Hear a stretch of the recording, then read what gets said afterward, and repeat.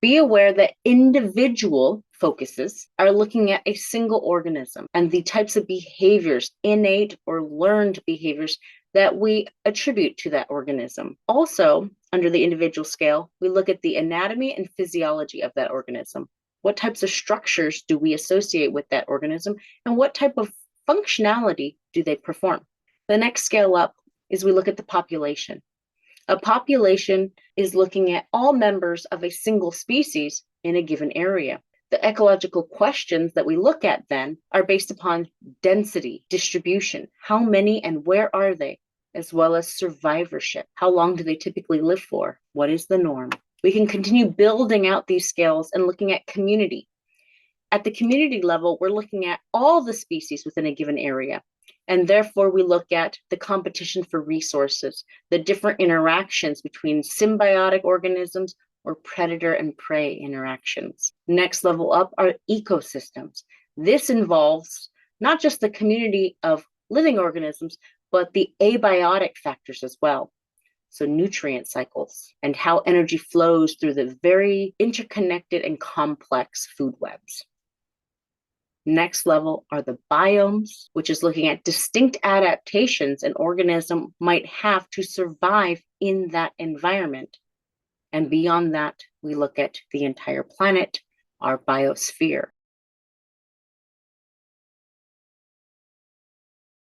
When we define a population, the key factors here are we're looking at the same species in the same area. Density is a reference to a physical count of abundance within a given area. For some populations, a small number of individuals may be stable for thousands of years. For other populations, they may only persist because of continuous immigration from other areas. So it's important to note that density might ebb and flow due to movement in or out of the area, and this movement has specific terms. Immigration means moving in. Emigration means moving out. To calculate the density, we take a physical count of the individuals and divide that per area, usually in square units, square kilometers, or a mile squared. Density might be the abundance, but where that abundance occurs in space and time can be very telling about an environment. So distribution looks at that pattern of dispersal.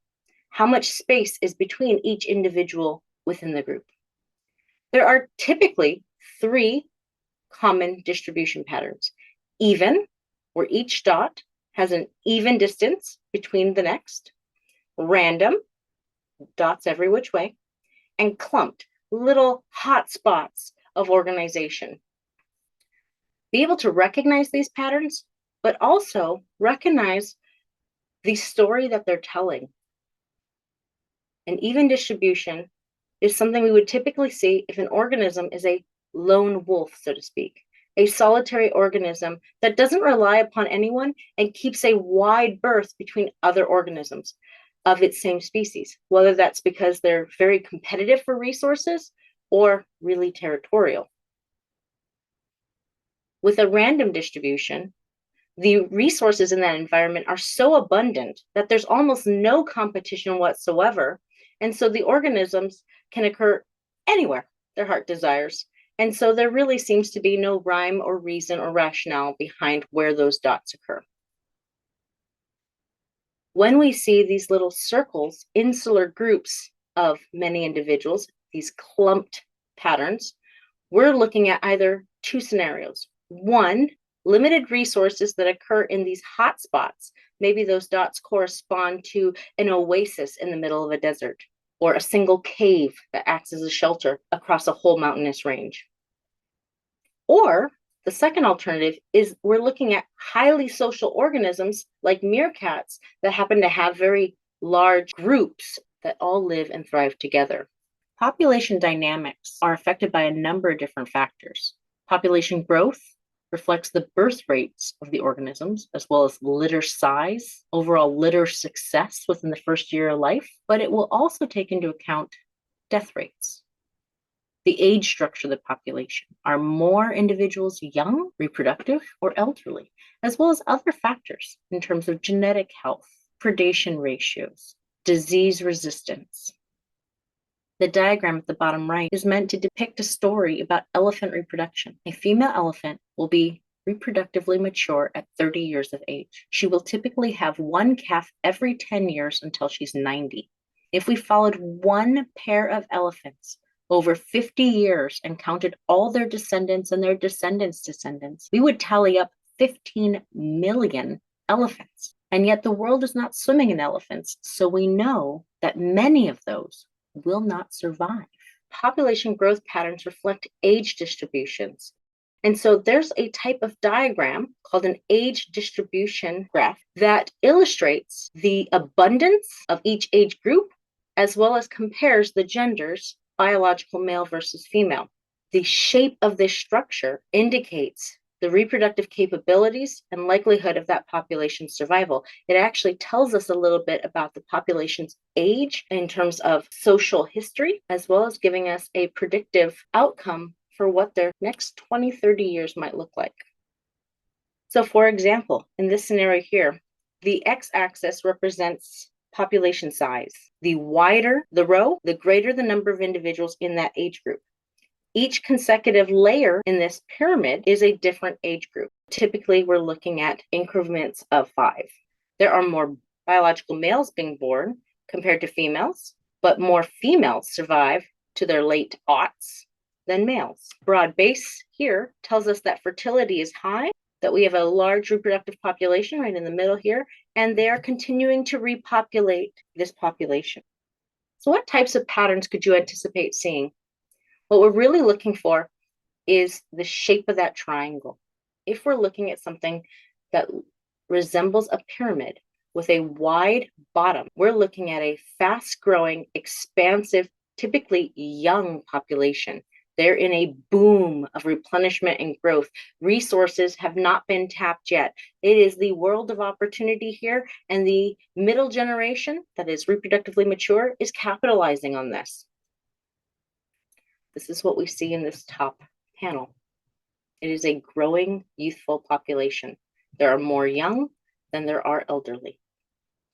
The middle panel almost looks like an inverse pyramid or a tornado. The top is wide, but the bottom is narrow, almost coming to a point. In this scenario here, we've got a generally older population with few and far between children being born. This is a population in decline. It is likely an older society that is phasing out, or the remnants of some sort of event that might have affected the youth disproportionately to the elderly. In the last scenario on the bottom, we're looking at something that's a lot more square shaped. We can still see that there's a little bit of narrowing, but on the whole, it's pretty boxy. In this case, we've got our carrying capacity. We have reached that level. This population is in stability. For every new birth, there's almost an equal death, and it is being maintained generation to generation. The slope of those age graphs demonstrate the speed at which they're growing. So in both stage 1 and stage 2, on the left versus right, we're seeing a population that is growing. We are seeing a population that has a lot of reproductive youth. The difference here is the one on the left is experiencing rapid growth with that asymptote curve, that exponential growth curve, whereas the one on the right, exhibiting stage 2, that has a linear, stable growth here. Patterns that digress from a triangle or square-shaped depiction might reveal susceptible age groups or populations within the population, cohorts that are at high risk, maybe for suicide, maybe for disease, maybe for gang violence, which leads us to these growth curves. Growth curves typically exhibit two models, the J model or the S model, described based upon the curvature of the slope. The J model depicts exponential growth without limits. So the number of individuals added each generation snowballs and increases the number of new offspring, which then perpetuates even more individuals to have more offspring. While this may occur for a time in an environment, it does not last for long. We know populations cannot grow unchecked forever. At some point, resources will run out or events will happen. When things shift, we will see that J model transition to an S model curve. There will be logistic growth, but a limit. We can actually break down that S model shape into 3 zones. A zone of lagging, where the population is slowly growing and very little reproduction is occurring. Exponential growth, where many reproduce and are successful. And then an equilibrium phase that plateaus. Populations will inevitably get checked at some point by death due to starvation or resources being exhausted or unexpected events.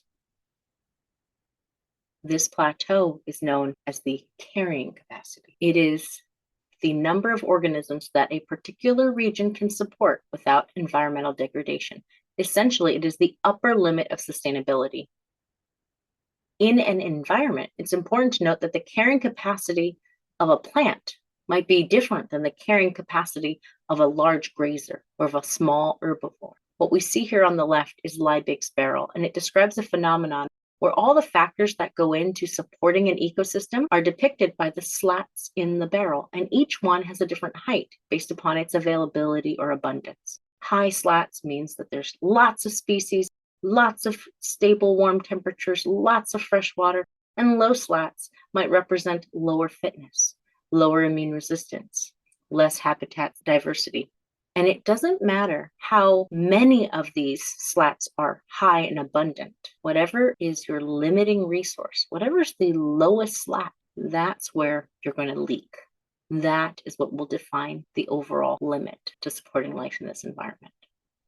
And so what we see on the right-hand side is an example of how that plays out in nature. So the blue line represents our S model curve, and nature is rarely ever that neat and tidy. The real life depiction of that population is depicted in red, and we can see that they had that lag phase growth, and we can see that the population slowly built up, overshot the carrying capacity, at which point there was now competition for limiting resources and many died off, but this freed up some resources. And so we see a small population boom, and then it crossed the line again, and so some died off. We'll see this ebb and flow right around a general level of sustainable equilibrium. One of the main facets of population growth is looking at the reproductive models organisms have. There are 2 typical models: simulparous organisms or heteroparous organisms. Know the difference between these 2. In simulparity, the organism will have 1 reproductive event in their lifetime. That's it. This might be because they have very short lifespans, or it may be because their reproductive investments are so huge that they are completely expended at the end of them. What we can see on the right is a scenario here where the organism lives, increasing its age and likelihood of survival as it gets older. It will have that 1 reproductive event, and then the chances of dying increase dramatically. But as they are waning, the next generation begins to climb. In simulparous organisms, it pays to have many offspring because that increases the odds of one of them making it to the reproductive event of their lifetime. Heteroparity, on the other hand, evolved later in life when the environment became more stable, more predictable and consistent. These organisms can have long youths and many reproductive events over their lifespan. In this case, we see an organism gets older, increasing their likelihood of survival, and they'll have 1 reproductive event and 1 or a very small offspring size. And then with time, another reproductive event, and with time, another one, until they're old and no longer reproductively viable and succumb to death. These reproductive models typically mirror or go hand in hand with the investment of the parent organism. These life histories are shaped by natural selection. So the Big Bang model corresponds to the simulparous organism. It has a short lifespan. It's going to mate intensely and put a lot of effort into having healthy offspring, viable offspring, and many offspring, because the parent will die shortly thereafter and the offspring must fend for themselves. And at least if there are many, there's a good chance that some will make it. The slow gradual, on the other hand, came about much later. It is reflective of the heteroparous organism that can afford to invest in themselves, mature later in life, and then really caretake and provide for one or two offspring at a time to ensure that that offspring is well suited for the environment and will be successful. Rarely in evolution do we go from one extreme to the other. And so along the way, we have the fast, intensive reproductive investment model. This too is an itero-parous model. In this case, the organism must reach sexual maturity early on because there are dangers, and they must have very large litters frequently to offset the many dangers they face in their day-to-day lives. There is no best. There is no perfect. Evolution is about survival of the fittest, and fit means the most reproductively successful. So the life history strategy has to reflect the organism's chances of survival and correct for any dangers or complications along the way. So we can see here an R to K selection depiction of reproductive strategy. A single mussel will produce 500 million gametes in a year that are fertilized in the surrounding waters and have the opportunity to become another mussel. However, many of these are eaten instantly by fish in the nearby area. Many of these mussels are then preyed upon by starfish. That number is necessary to hedge the bets of the species. And as we move right in this diagram, we can see that the organisms get a little bit bigger. They get a little bit more complex. They have abilities now to flee or hide or fight back. And so the likelihood of their survival goes up. They can have smaller litters and dote upon them more. There are 3 types of survivorship curves. Type 1 curves parallel K selection strategists, or those organisms that have slow, gradual reproductive investment strategies. Type 3 curves, on the other hand, those organisms that are most likely to die at birth and in their youth, mirror R selection strategists and those organisms that follow a big bang or fast, intensive reproductive investment. There are some organisms that depict a type 2 curve. Their age is unrelated to death. For them, there are more important factors like population density, disease resistance, or predator-prey ratios.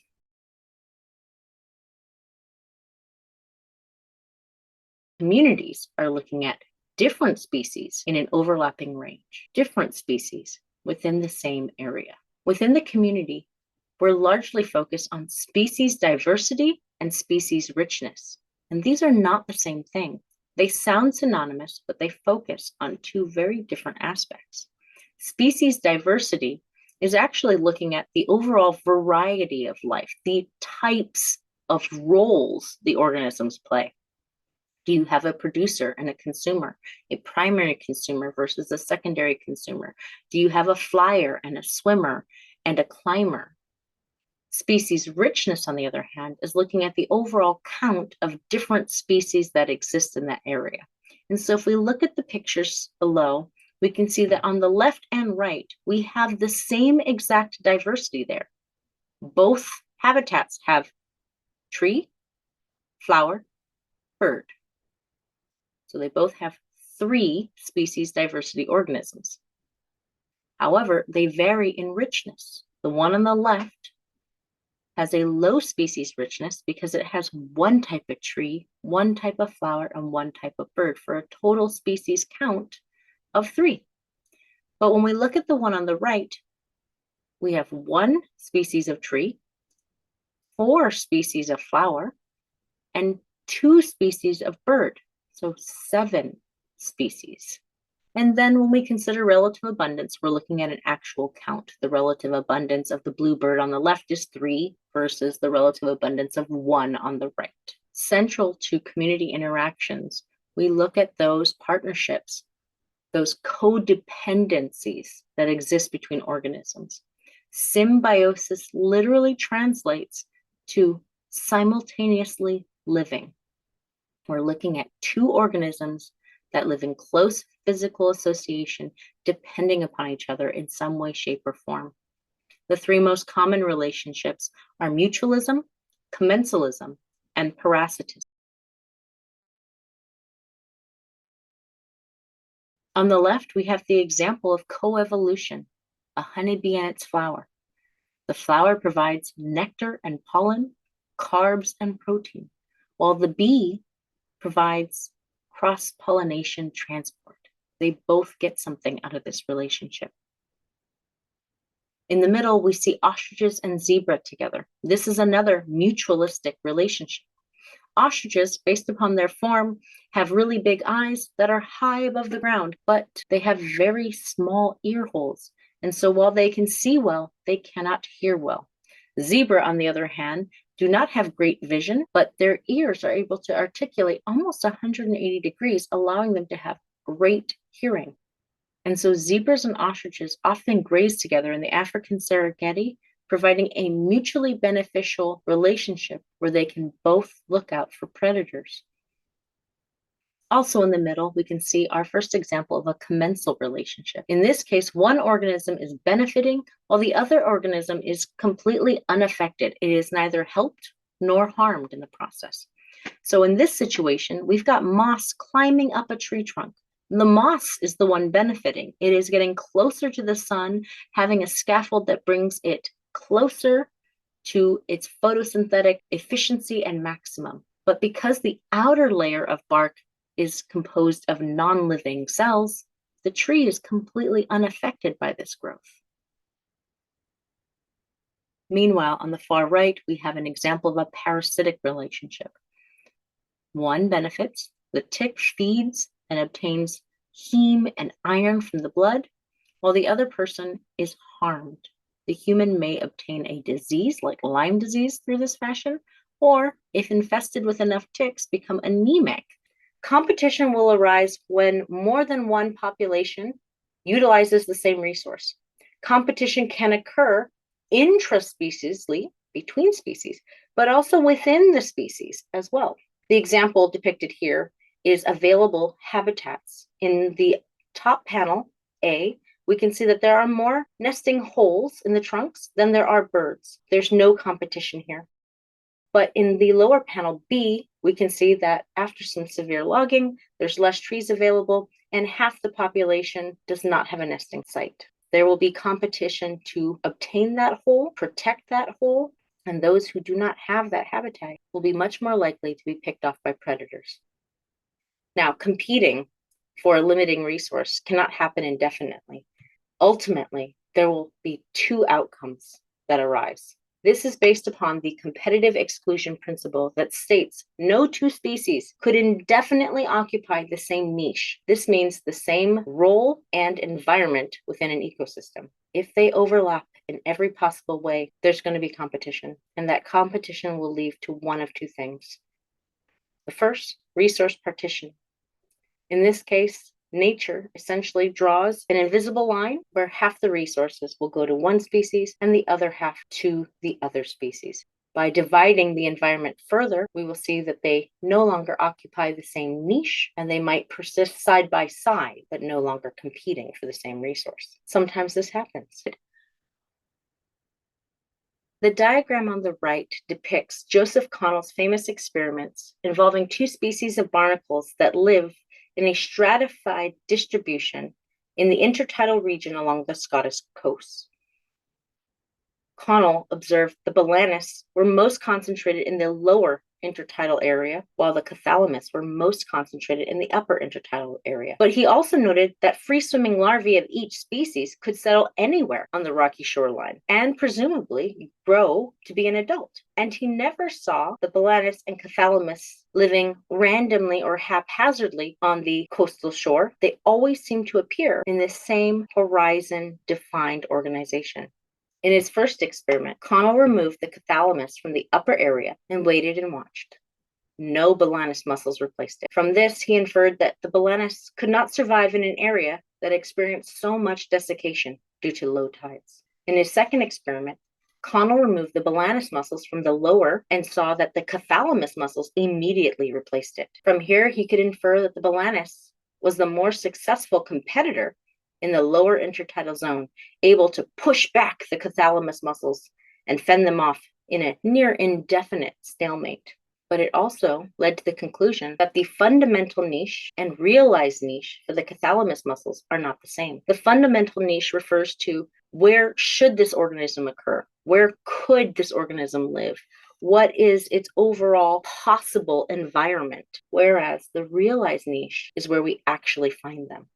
And this leads us to our second outcome. Not only did the barnacles here resource partition further divide the coastal shores into a high tide area and low tide area into two smaller niches, but it led to the local extinction of a species. So local extinctions refer to areas where an organism is displaced, moved out. It doesn't necessarily mean that they are dead and gone, but only that they are no longer in that area. In the event that they resource partition, divide that shared resource to minimize competition, this can perpetuate new outcomes over time. Not only will these species have smaller realized niches and start to adapt to this smaller environment, but it can lead to character displacement. These are morphological changes as a result of small differences in available resources within the microenvironment. And generally speaking, we see character displacement occur more predominantly in areas where there is competition, where multiple species exist, because it helps those organisms better determine who belongs and who doesn't. Robert MacArthur of Princeton University did a famous study of 5 species of warbler. These are small insect-eating songbirds in the late 1980s. It appeared that they were all competing for the same resources on spruce trees, but on closer inspection, he realized that the 5 species were each feeding on different parts of the tree and therefore eating different insects. In essence, each species had evolved to utilize a different portion of the spruce tree resource. They had subdivided the niche, resource partitioning, and by avoiding direct competition with one another, they were able to thrive in an overlapping macro environment. Because they were eating different insects and utilizing different resources, they were obtaining different amounts of nutrients, which down the line led to specific color changes that occurred within the different species. It's a throwback to you are what you eat. Central to understanding community interactions is the idea of the flow of energy. Who's eating who? Who relies on what organisms for survival? Which organisms live together, work together, and which organisms feed on the others? Predation refers to the consumption of an animal by another. A predator is one that consumes another. And we can recognize predators in a number of ways. They tend to have common traits such as toxins to paralyze their prey or slow them down. They tend to be fast to chase down their prey, stealth to be an ambush predator, strength to overpower. Predators tend to be larger than their prey to help them outcompete. Another common feature we see through evolution has to do with the skull shape and the eyes and teeth of the organism. Most predators have front-facing eyes. This maximizes their depth perception, making it easier for them to focus target, to gauge distance, to be able to know that when I jump, I will reach my destination. I will catch my prey, to not trip as they run, because they have a better sense of what is close, what is far, whether the ground dips or turns. Predators have all 3 types of teeth: incisors, canines, and molars. The key here, though, is the canines and molars are large and sharp. They are designed to catch, to pierce and kill their prey, to render them motionless rapidly, and then rip and tear the flesh so that they can eat and consume their meal.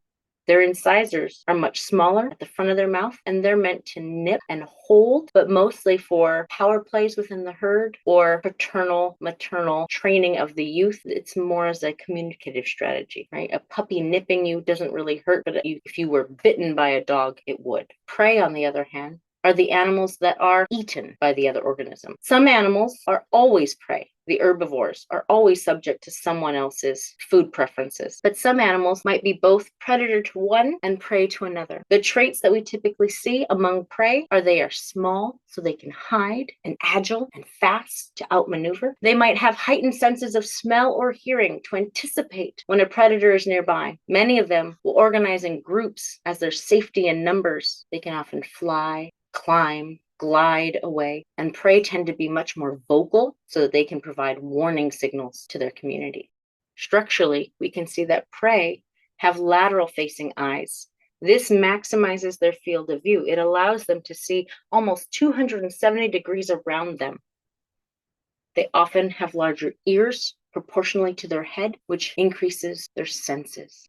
In terms of teeth, they only have two types: incisors to cut the plants or to cut open a nut or the tissue of bark, and flat molars that they use to mash and mash and mash the cell walls of plants. There are no canines. A good way to remember these differences is eyes in the front, I hunt; eyes on the side, I hide. Prey also have defenses too. Their coloration allows them to camouflage, to blend in with their surroundings. These are yellow, like the yellow flowers they have co-evolved to pollinate. This gives them a moment of hiding and reprieve from birds that might be flying overhead. And some prey fake it. They mimic and resemble a predator nearby in the hopes that this might offer them some protection from bigger predators in the area. Be able to tell the difference between Batesian mimicry and Müllerian mimicry. In these two situations, the animals are resembling another. In the case of Batesian mimicry, the mimic is completely faking it. They have none of the defensive abilities. They only look like the dangerous threat and are hoping that that alone will buy them some time. That alone will discourage someone from trying to consume them. The example that I have here is the scarlet kingsnake, that is also red, black, and yellow, similar to the eastern coral snake, but the scarlet kingsnake is a constrictor who's non-venomous. On the right, we have a Müllerian mimic.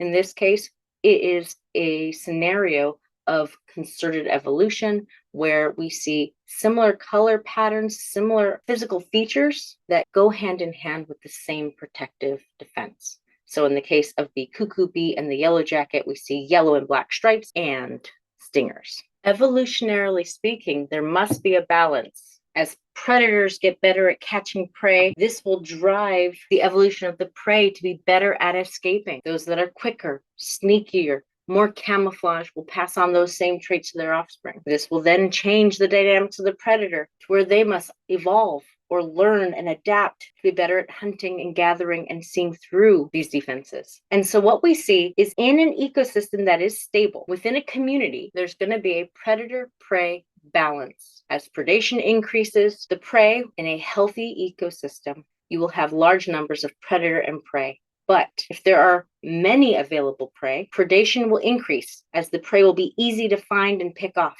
And if the predators are eating well, they will be having more offspring, which then increases the number of predators in the environment, increasing how much they must feed. And at some point, they will kill off too many of the prey, making them harder and harder to find. So then the predators will start to starve and die off, decreasing the number of predators in the ecosystem and giving prey a chance to bounce back. We call this a delayed density dependence curve. And so over the course of ecological studies in a wide variety of biomes for a wide variety of predator-prey relationships and across the size and different relationships, we can see a common theme. There is an ideal ratio, 3 prey for every 1 predator. It's important to note that a change in one population within an environment will impact other populations within the community. No one organism lives, thrives, and dies in isolation. For example, food webs may be complex and diverse, but if there are less squirrel monkeys in an ecosystem, this will change what the jaguar eats. The jaguar will then have to feed more on 3-toed sloths, howler monkeys, coatis, and toucans than it had previously. And this might decrease those populations.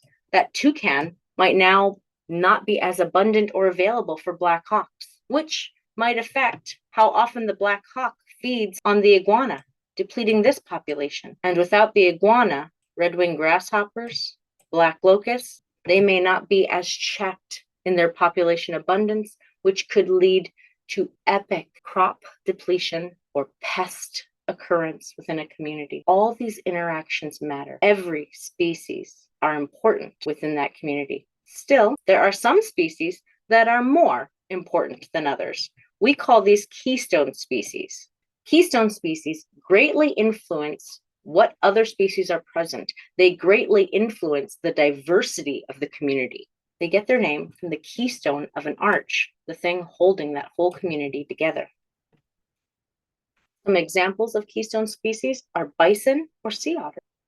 The areas without the bison were soon dominated by a single species of tall grass. The grass was like a bully to other plant species, outcrowding them, outshading them, and usurping all the resources. So those fields had a very minimal diversity. In the areas where the bison were allowed to graze, they would eat that grass species. And so other plants could grow in those environments too. And with other plants increasing the diversity of the producers, this drove and increased the diversity of small consumers and small predators, as they now had more variety of habitats, resources, and food to choose from. On the rocky shores of the Pacific Northwest, the dynamic between sea stars and mussels were examined in terms of their keystone species impact. Sea stars consume mussels, which tend to crowd out other species. In a 5-year study, sea stars were removed and kept out of certain areas, and they found that where the sea stars were restricted from, overall diversity plummeted. 28 other species of animal and algae were affected, and their populations decimated by the mussels who crowded out and ate so many of those organisms. But where the sea star was present, we saw a very healthy and thriving ecosystem because the sea star could feed on the mussels and keep that volume in check.